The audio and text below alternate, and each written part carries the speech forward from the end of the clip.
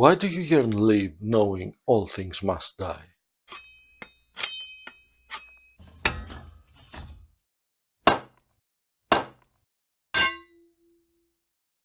Hello returners and welcome to the Resistance. My name is Cecil and this is Custom Hammer. This episode is the final episode of this journey, and because the other two are quite lengthy, as a parlor trick I made this video as short as I could. This is not a contrived coincidence, I just thought I should spare you the dirge and the bereavement. An algorithmic complacency if you will, and hopefully an amalgam to solicit, enliven and inspire you all. Let us continue our journey and I hope you like the video. Beginning with white, I started painting the figure, giving highlights here and there, but for her legs I insisted a little more because they're supposed to be white. Off camera I painted her legs many times until I was satisfied with the saturation. I think it took about 4 coats.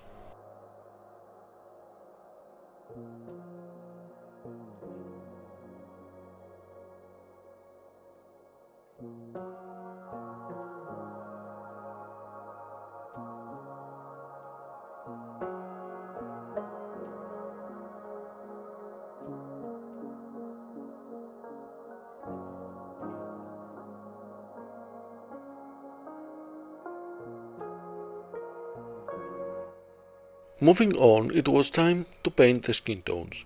Starting with pink flesh, I gave her a first coat, keeping some highlights on her shoulders and her forehead. When painting skin tones, it is crucial to thin your paint properly. Overall, the consistency should be something like skimmed milk or thinner. After the first coat has dried, I painted with some very thin basic flesh, and lastly I gave her some highlights using pale skin. Next I used some clear colors as a glaze to make the skin tone a little more interesting. In this step it is crucial to thin the paint very much. The idea here is to just tint the skin. Also, don't let it pull into recesses, and in case this happens, with a dry brush just touch the paint and the brush will absorb it. Lastly, with some very thinned basic flesh, I blended everything together.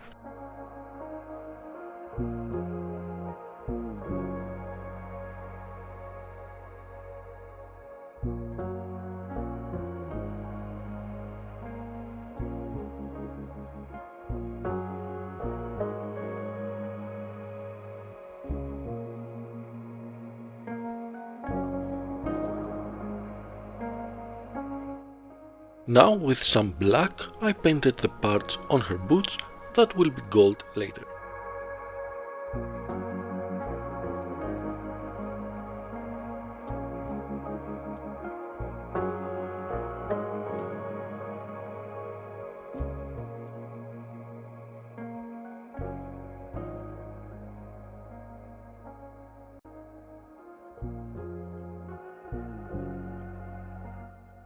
All these colors are from the Alchemist set from scale 75.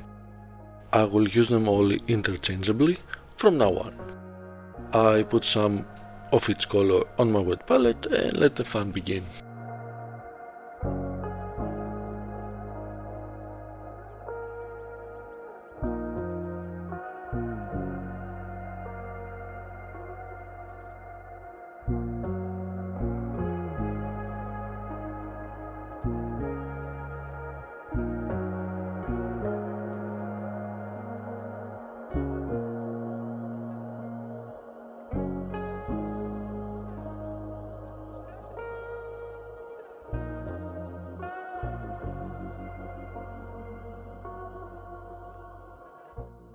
For her hands specifically, I used two different paints, the tourmaline for the lower part and some fuchsia for the upper part. That way I was able to give her sleeves two tones, and as you can see I blended everything together while the paint was still wet. This is called wet blending, and in this case the brush strokes are intentional.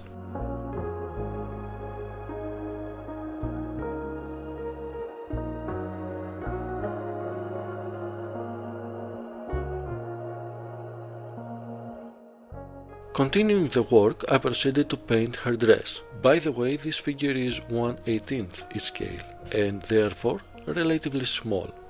Well, for my taste, that is. Imagine how beautiful the details on her dress would be if she was, let's say, 1/6 scale. Well, one day I promise that when I have my own studio and a good printer to be able to make the whole statue bigger, I will remake this video. But as Alice Cooper said in one of his songs, we still got a long way to go.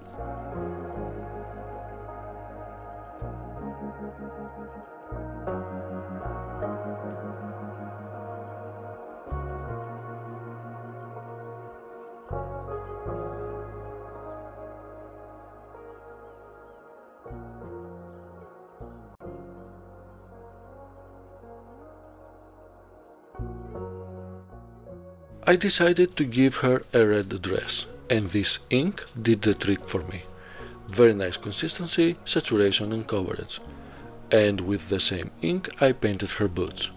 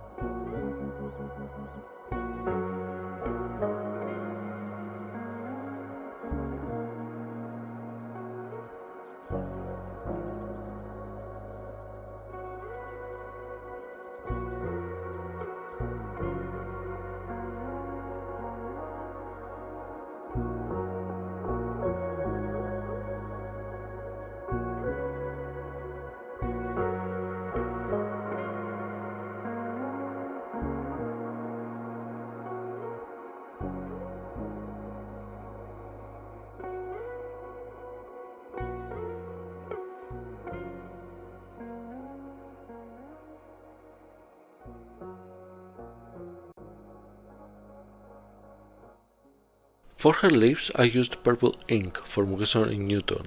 No particular reason there, I just like the color. With some off-white I painted her eyes. I try to avoid pure white for the sclera because I think it looks weird. I also gave her smoky eyes as makeup with the same ink as her lips, just very watered down.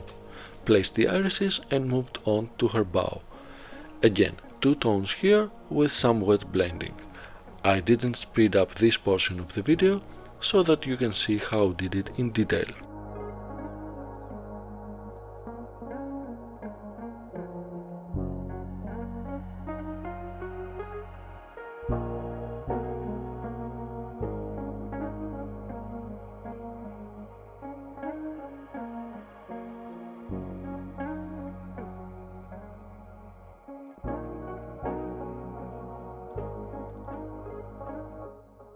Time for her hair.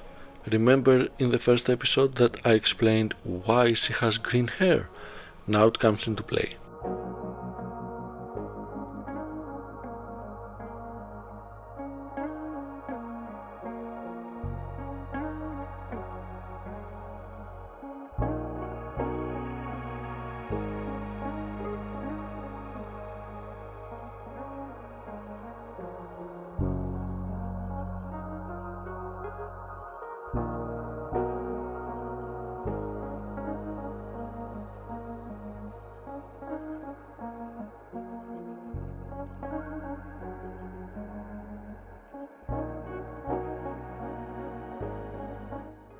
I painted her eyebrows with the same green color, and because I thought it looked way thicker than I had envisioned, I fixed her eyebrows off camera by removing some paint with a cotton swab.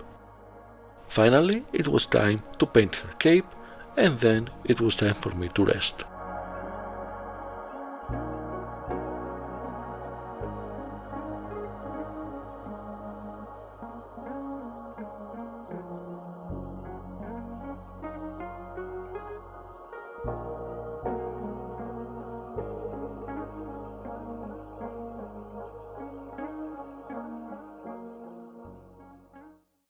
Well, belatedly, the statue is now complete.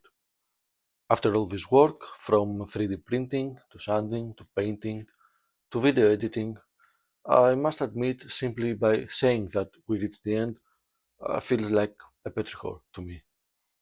I tried my best for this one because this game is very important to me, and the memories that I have since childhood are my personal asphodel meadows. And now, ladies and gentlemen, I, Cecil, humbly would like to present you Terra Branford, Herald of Hope. And to all of you who made this game possible, thank you for the memories. Omoido wa arigato.